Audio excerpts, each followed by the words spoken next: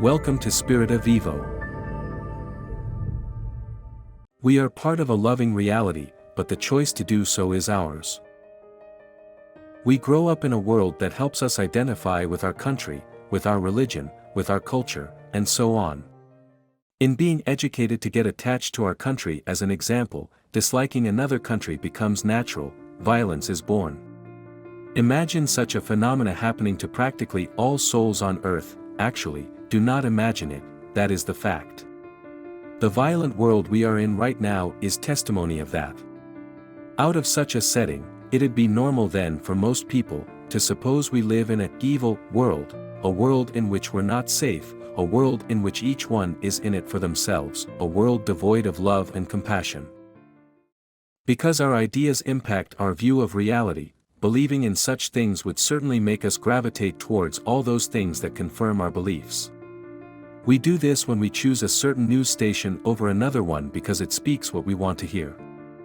We do this when we tell our kids not to go outside or talk to strangers because the world is scary.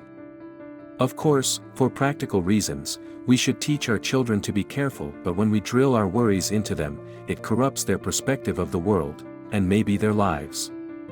But here's the deal. No matter how unclear our outlook on the world is, as we challenge our training, looking at all our anxieties, phobias, limiting beliefs and other thoughts, we find we may have not been looking at things clearly.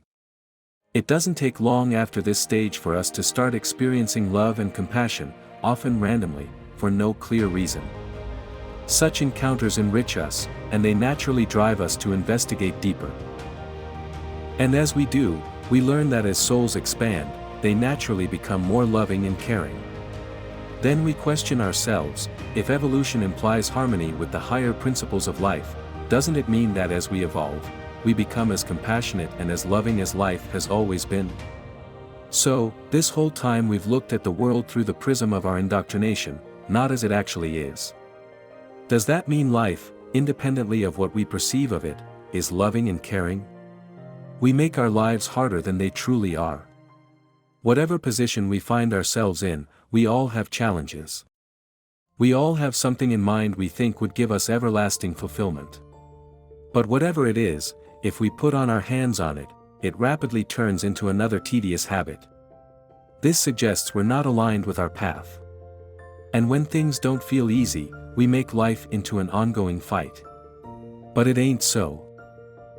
And while healing our limiting beliefs isn't always simple, as long as we have the conviction to outgrow the small mental perimeter in which we've locked ourselves for so long, as long as we're willing to embrace the higher principles of life and live in alignment with all that is, we're building a new version of ourselves, one that lives a different life than we do. It's evident that believing the world may genuinely be more caring and loving than we think is a bit challenging for most people.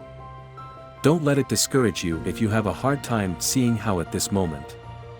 Work on yourself. Question everything you believe in. And it will become crystal evident very soon. Whatever issue or position you find yourself in right now, however nervous or afraid it may make you feel, try it, try to see the world in a more sympathetic way. The instant it becomes a fact for you, suddenly, reality responds.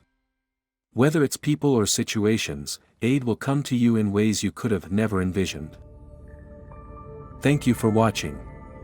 And see you soon on Spirit of Evo.